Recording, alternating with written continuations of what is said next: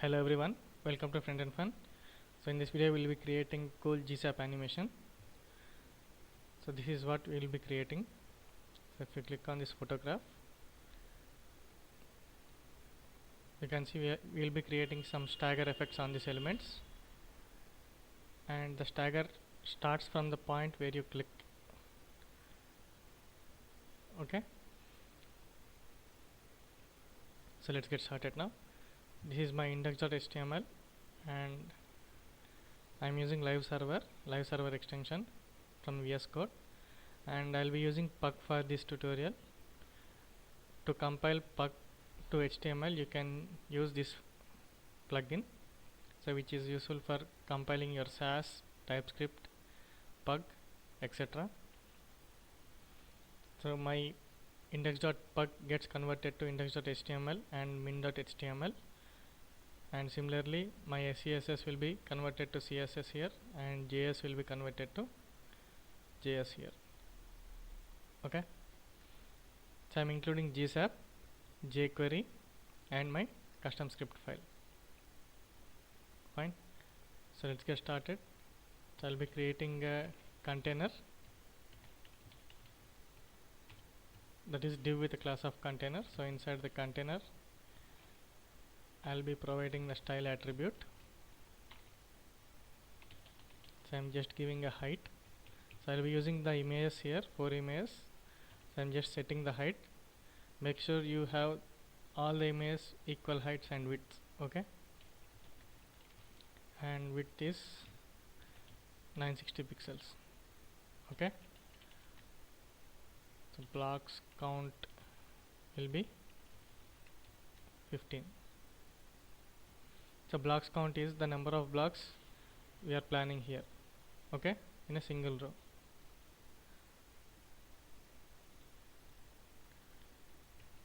Next, inside the container, so I will make use of a for loop here. For where I is equal to 0, I less than 15, I plus plus. So this block counts is 15, so I'm using 15 here. Okay, and I'll be using a nested for loops here. For var j is equal to 0, j less than 15, j plus plus, and I'll be creating a block.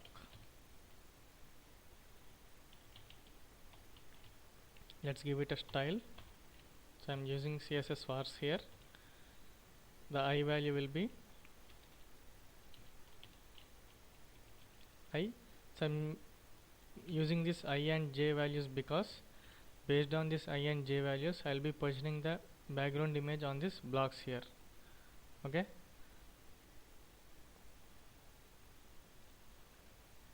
next j is equal to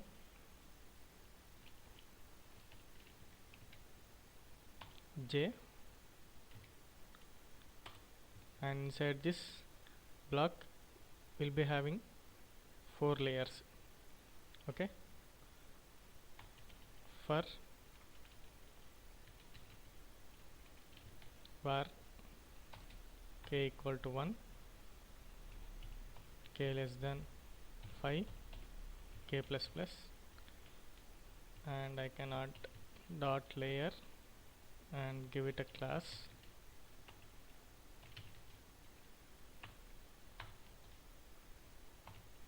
layer hyphen plus k. Okay, so if you see the markup,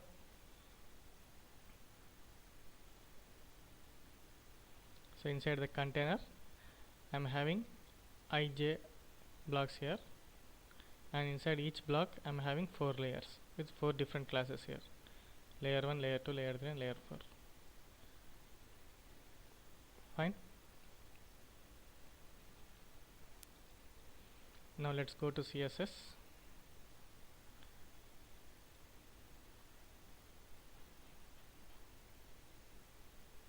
And I'll add the HTML and body, and let's give it a height of 100%, and for the body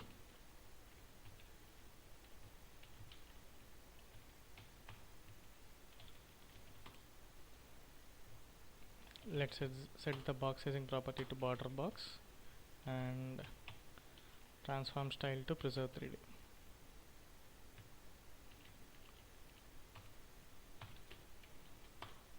Okay, and I'm just setting the overflow property to hidden.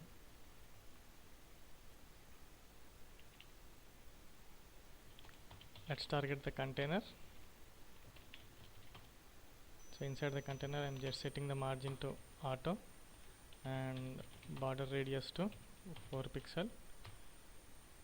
Let's give it a height which is defined in the style attribute here, height. Okay, var height, and similarly width. Okay, so if I add border 1 pixel solid, as you can see, this is our container.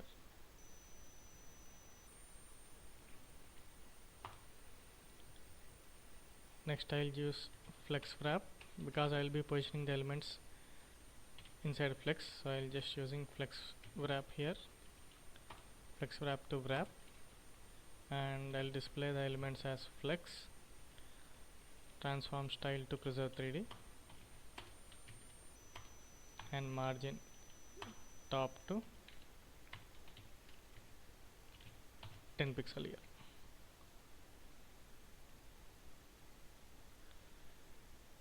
Next I'll target the block, that is the element inside the container. Let's give it a block width here, so I'm just using CSS var calc var hyphen hyphen width divided by var hyphen hyphen blocks count. So I'm just giving up height and width. I'm just calculating the height and width for each block here. So based on the width and based on the blocks count, I'm going to divide the whole container. Okay,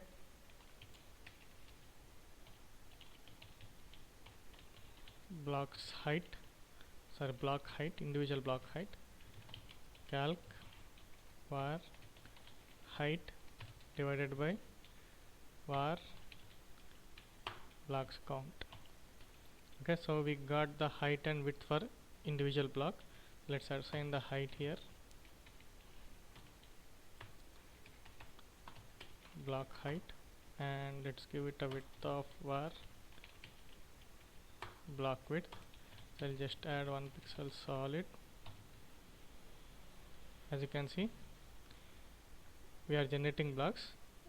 It is overflowing because we are giving the box sizing property, so it is we are giving the border for this individual block element.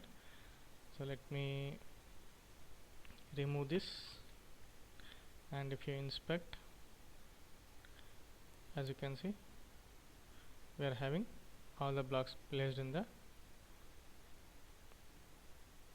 order. Okay, next I'll display each block as inline flex and set the position to relative and transform style to preserve 3D. Okay, next inside the block we are having a layer, so I'm just using the z-index values to manipulate the layer and make the individual block as a cube. Okay, so let's give it a height of block height and width of block width, and set the position to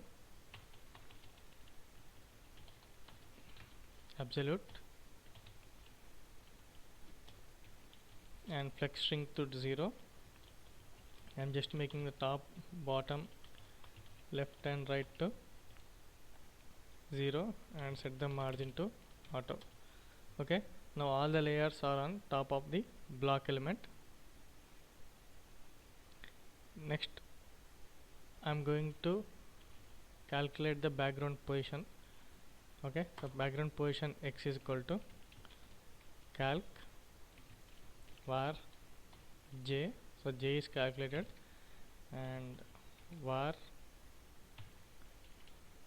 block width into -1. Similarly, I am going to use the position for y, and calc var -i into var block height into -1. Okay, so if you inspect here, layer 4 is having its own background positions, and each layer will be having the background x and background y positions based on the I and j values which we have calculated here. Okay,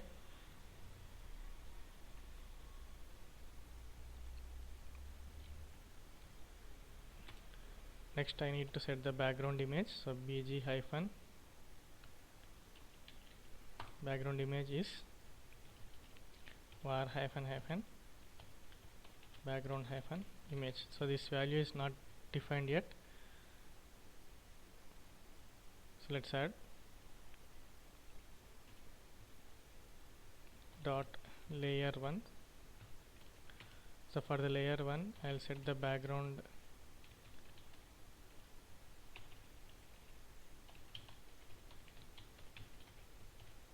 image value as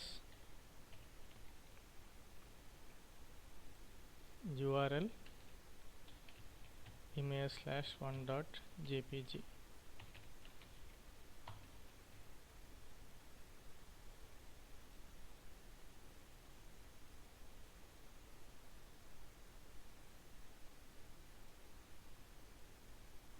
Okay, that is images slash. Let me modify this.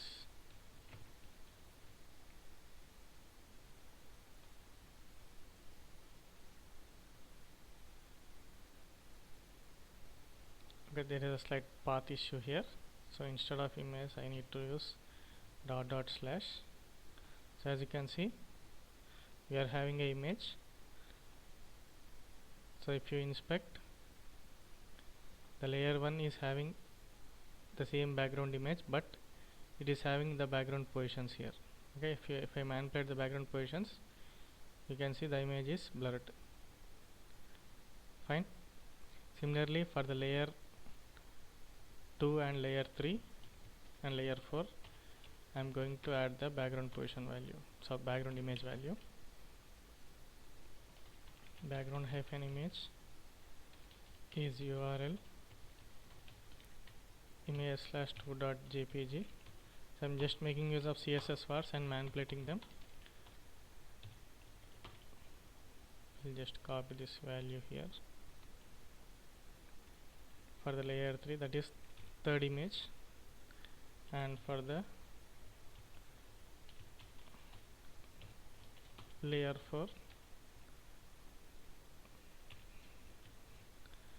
that is the fourth image. Okay, so these layers are one on top of each other. If I inspect here, as you can see, the layer 1, layer 2, layer 3 and layer 4 are one on top of the other. That is they are on stack. Okay, so to make them look as cube, I am going to use transforms here. So for the first layer, I am going to use transform z value. The z value will be calc var hyphen block width by 2. Okay, similarly for the layer 2, I am going to apply some transforms here. Transform, and I am going to rotate via y 90 degrees and translate via z. Calc var hyphen block width by 2,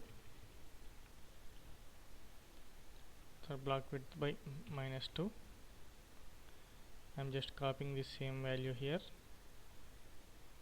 and for the third layer I'm just rotating via y 180 degrees and translating z via block width by -2. The basic idea is I'm just creating a cube here, okay, and translate it z2.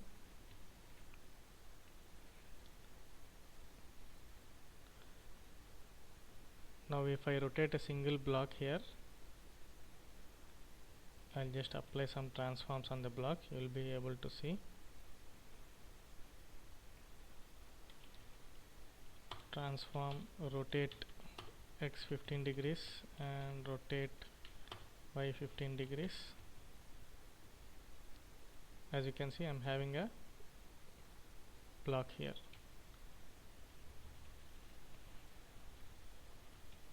Okay.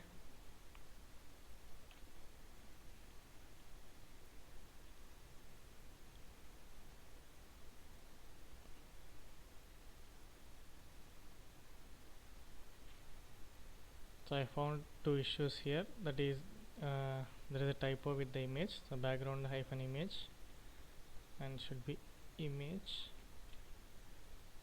and image. Okay. So as you can see, the image is not proper. So we can add background visibility to this element. So backface visibility to hidden, and we'll apply transform style to preserve 3D. Okay. So if I rotate the block now, so I'm just rotating the block to 0 degrees. So you can see we are seeing the first image, and if I rotate it 90 degrees, the second image, and if I rotate it 180 degrees, we'll be seeing the third image, and for the 270 we'll be seeing the fourth image here. Okay. So basically I'm just trying to rotate the blocks, because each block is a cube. I'm just trying to rotate the block. Okay.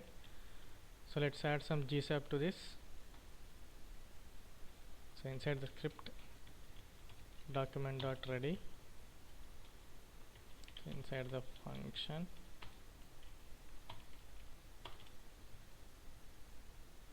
so let's add jQuery top and GSAP at the bottom.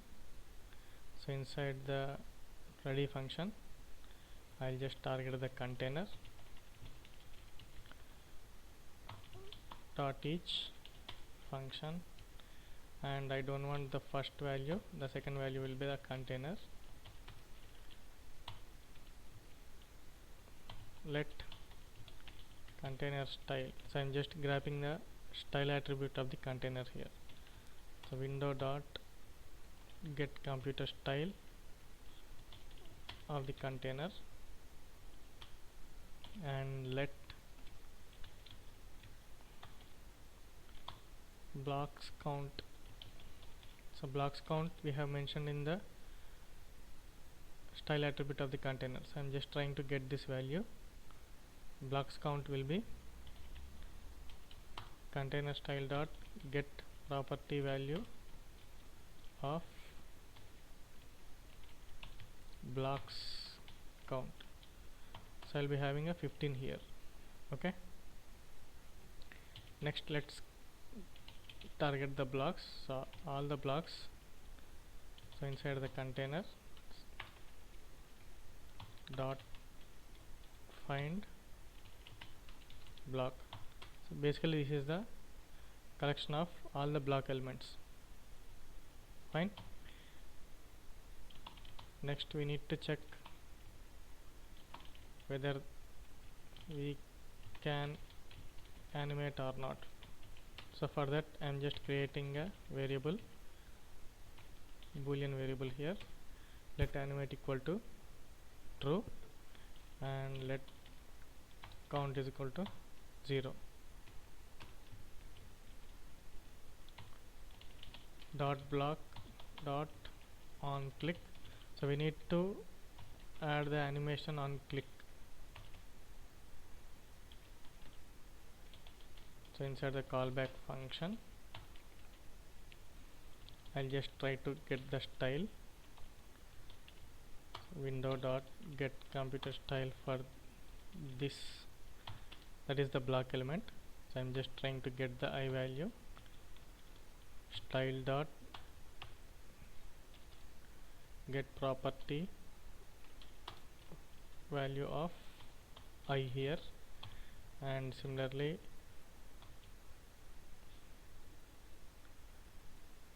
I'll try to get the J value also.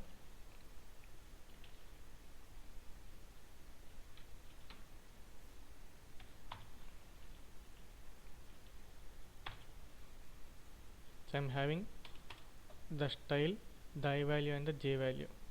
Next, let X is equal to array dot from blocks dot index of this. So I'm just trying to find the index of the element. So if I click on the 11th block, I want to get the index of that block. I'm using this here. Okay, this will give me the index of the block. Next, I need to check whether I can animate or not. So if animate, then I'll set the animate to false, and once the animation is completed, I'll set the animate to true again. Okay, so we'll be using a play, that is a custom function where I'll be passing the index from where I need to play this. Fine. So outside the on click, I'll just create the play function which receives the position, that is the index value, and I'm going to create a timeline here. So gsap dot timeline,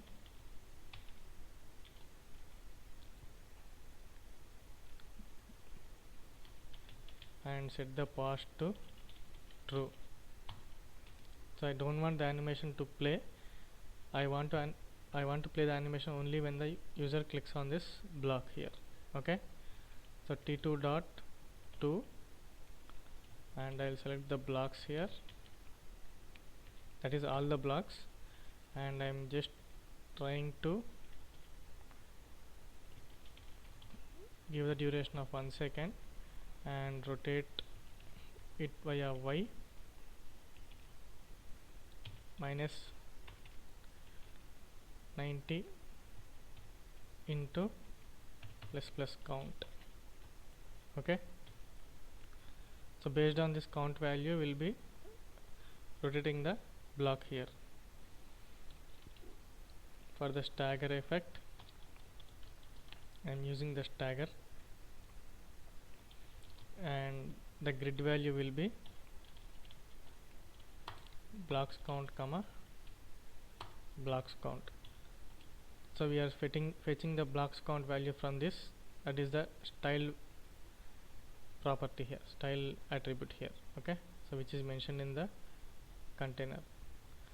So I'm just trying to create the grid here. So grid property accepts two values, that is the x and y. So we are having equal number of blocks on x and y axis. I'm just passing the grid count values here. Fine. And I want to start the animation from the position which we receive from this as a parameter, which is supplied on this element. Okay, from position, and amount will be 2.5. Next, after this, on complete, we need a callback function where we need to set the animate to true. So why I am doing this is because to prevent double clicks on this block element. So once the animation is started, we'll make the user wait until the animation is complete. Okay, next, finally, what I need to do is I need to call the function here. Okay, so t2 dot play,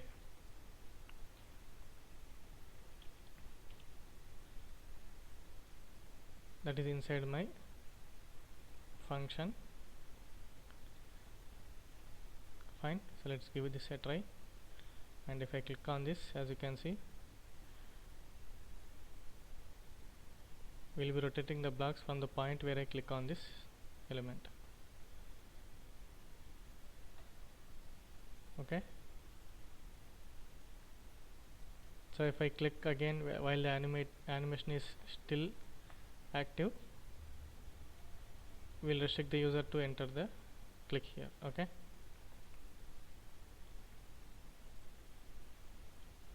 and finally I'll just remove this border on this element. So inside the container I'll just remove this border, and yeah, that's it. Hope you enjoyed this video. Please do watch other videos on my channel. Please share and subscribe. We'll meet again in exciting tutorial.